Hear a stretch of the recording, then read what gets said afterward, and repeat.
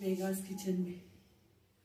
त्यासाठी लागणारं साहित्य इकडे आपण घेतलेलं आहे. 2 कांदा चिरून बारीक, आलं लसूण पेस्ट, टोमॅटो, कोथिंबीर, कढीपत्ता, हिरवी मिरची, जिरे, मोहरी, कांदा लसूणचा लाल तिखट मसाला, काळी मिर्च, दालचिनी आणि लवंगची पावडर, इथे गरम मसाला आणि धणे जिरे पूड पावडर, हळद, मीठ, काळे चणे आणि सगळ्यात महत्त्वाची म्हणजे मोड आलेली मटकी.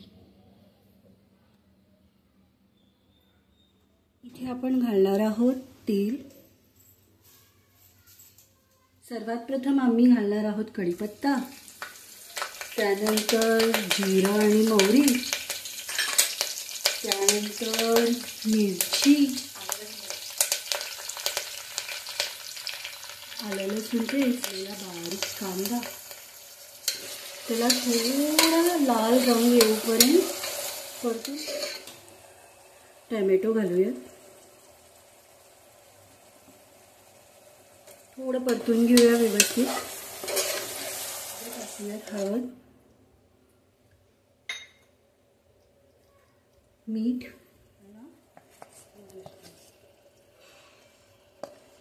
काळा मसाला, हा आपण परत मिक्स, थोडंसं पाणी मिक्स करूया.